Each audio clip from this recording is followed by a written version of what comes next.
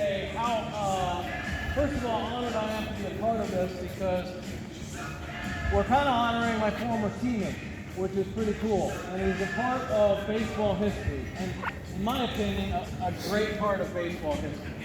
Because I honestly don't think there's anything really bad. I think baseball, in many ways, is considered to be a lot like life, where there are the ups and downs of life, right? Well, Major League Baseball is no different throughout its course of history.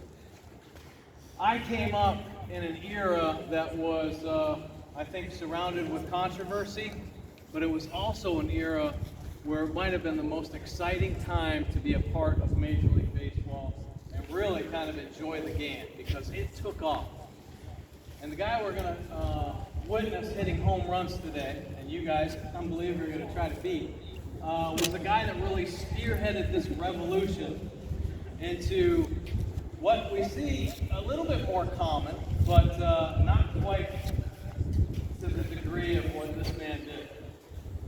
So I'm going to take us all back in time a little bit and set the stage because I love baseball history, and I think anybody that's really a part of baseball history should understand a little bit about it.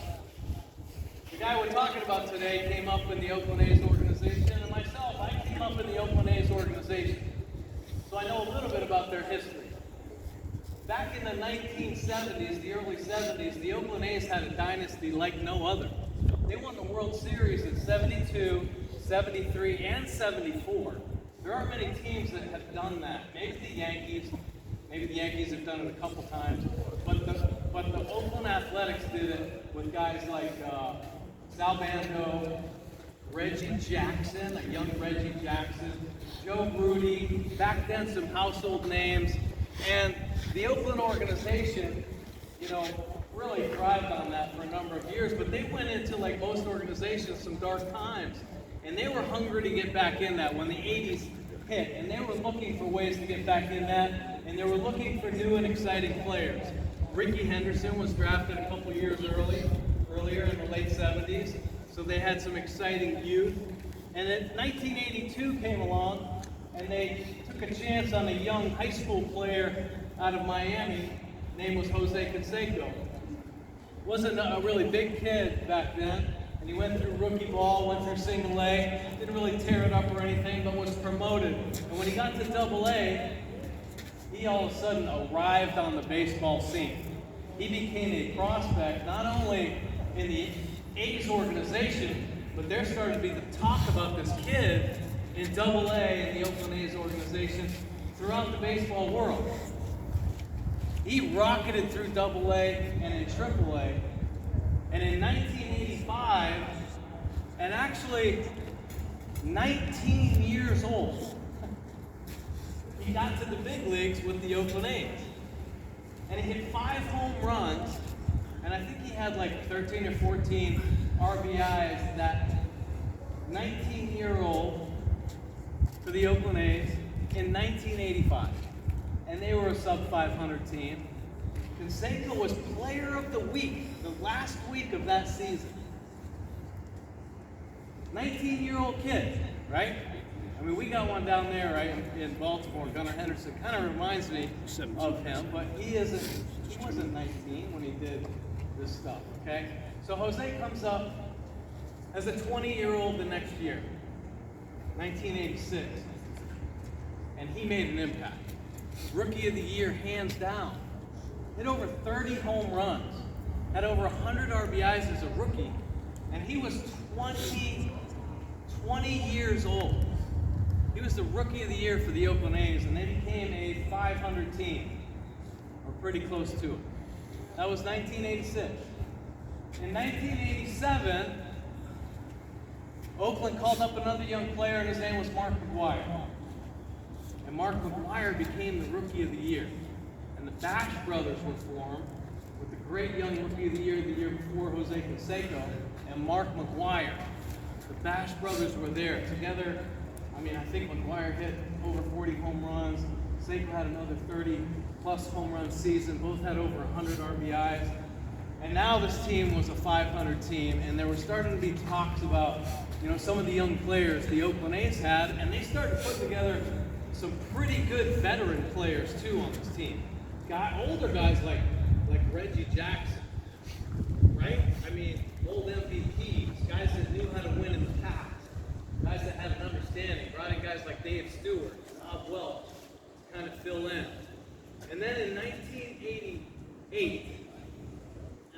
great years and 2 Rookie of the Years, the Oakland A's called up another young player, and his name was Walt Weiss. And would you know it, he became Rookie of the Year too, 3 years in a row. They have 3 incredibly gifted young players, all 3 Rookie of the Years.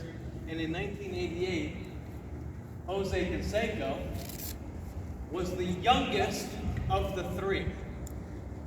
And in 1988, Jose Canseco was the youngest player on the Oakland A's roster.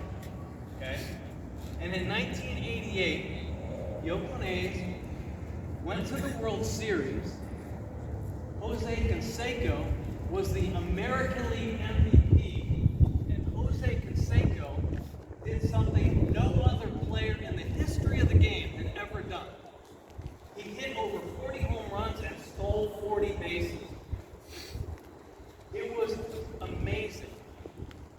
The Oakland A's were all of a sudden led by the American League Most Valuable Player, 2 other Rookie of the Years, other Hall of Fame players on these teams, and Jose Canseco was the leader of this pack. The Oakland A's went on to have a dynasty that included 3 straight visits to the World Series. They won in 1989 against the Giants. They lost that 88 series because the Dodgers went away. Jose Canseco, the first game, hit a home run to straightaway center right off the camera in center field. It was a grand slam, by the way. He was the youngest player on the Oakland A's. Have I said that? 23 years old. And he's doing these incredible things. He was a rock star of that year. And he put up numbers that not many people were capable of doing. Maybe his sidekick, Mark McGwire, right, the Bash brothers, invented the forearm bash. They did invent it. And today I hope you guys ask Jose about it, because he's got a great story of how it was actually invented. Really cool stuff. So,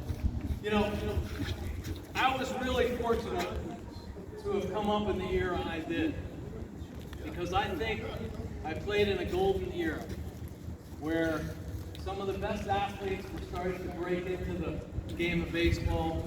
The Oakland A's were a dynasty team. I was learning from some of the best players to play the game, and Canseco was one of them.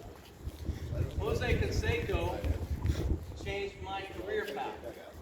And I'll tell you why, young hitters. I asked him, and I think it was the spring training of 1988.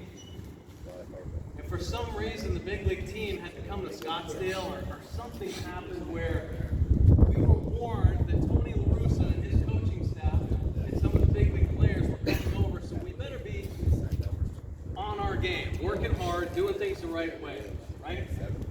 Because the Oakland A's had a way too. They were a championship organization, and I'm telling you, from top to bottom, unbelievable minor league organization and big league organization for an extended amount of time, at least 10 years. At least 10 years. And of course, the rest is history, because Billy Beane did a lot of different things as well. But my point being, back to what Jose did to me. In 1988, I approached him. I was on my way to Double A. And I was a traditional player. I wasn't a big guy, but I hit traditionally, toes pointed to the plate, shoulders square, eyes trying to face the pitcher, and I was uptight and felt uncomfortable, and I asked Jose, why do you have an open stance? And he made it very simple, to see the pitcher. Don't you have to see the ball with both eyes to hit the ball? So I opened up and I went, oh my gosh, it's like a whole new world opened up to me. Double A, I took off, I became a prospect, made it to the big leagues, hit with an open stance in the big leagues in 1992. It was the only time I ever hit 300 in the big leagues. It was the year I went back to the open stance, and it was because of Jose Canseco. So I credit him with everything. I ended up hitting with an open stance the rest of my career. I had some better numbers with Baltimore, but that's one of the main reasons why I lasted in the big leagues, because of his advice. He gave advice to many people. He's an incredible student of the game. Very knowledgeable about the game. We were fortunate yesterday to have learned from him, because nowadays power hitting is the name of the game. I think it's incredible to hear, his philosophy on hitting. We were fortunate to hear that. I hope I took you back in time a little bit to give you a little bit of a feeling how it was just an amazing time in baseball, where the baseball heroes were like Greek gods. I can't say that because Canseco had a poster where he looked like a Greek god on the poster. Just a huge monster of a guy hitting the longest home runs the game has ever seen. I got to witness it, and I was so honored and humbled. I know some of the veteran parents in here, lived through the 80s and 90s in the game of baseball, so got to see it as well, and probably appreciate that game. And well, that whole revolution of the game, speed and power, were headed by one guy, and his name is Jose Canseco. He is here today.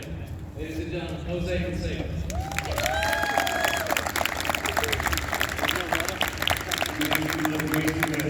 It's all good. To live up to that.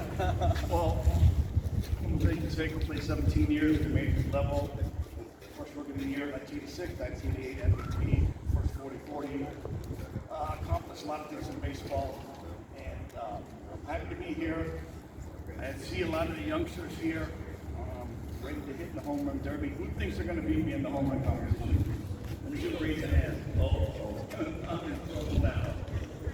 right, we're going to have a great time. I know most of you yesterday were at the camp. I hope you learned a lot of the art of power hitting and technique.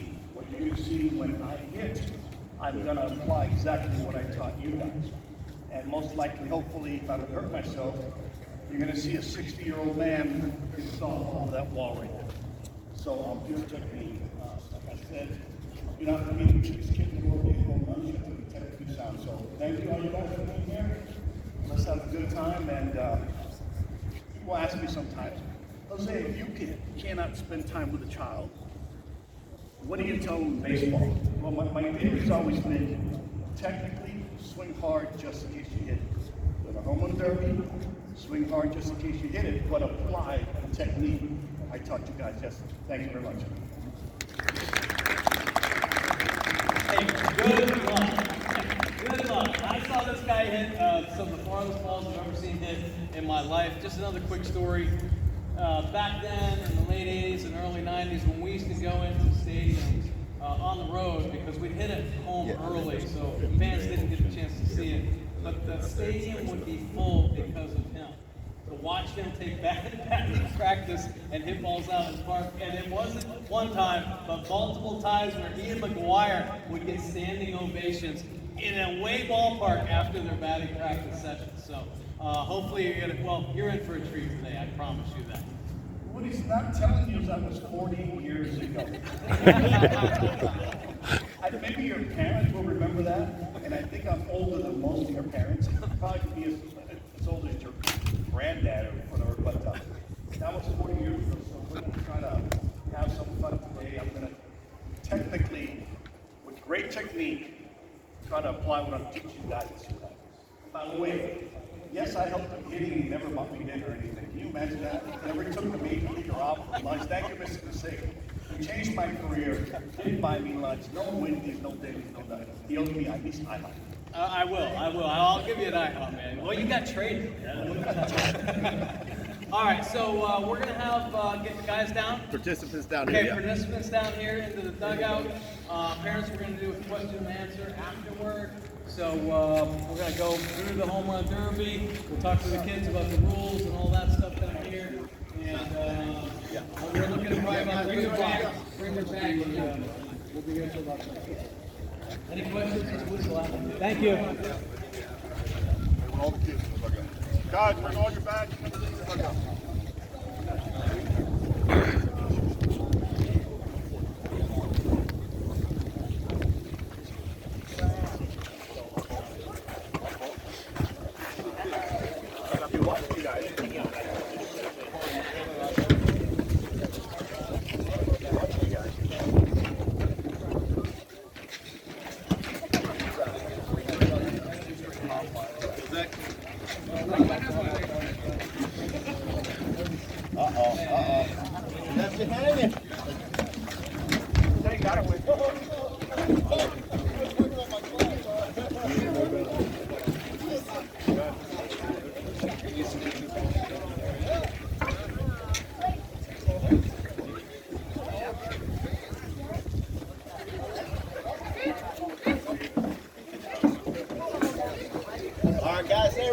know, Coach Scott, some guys just Everybody just take a seat right on the bench, put your stuff down, but it gives you more room to sit.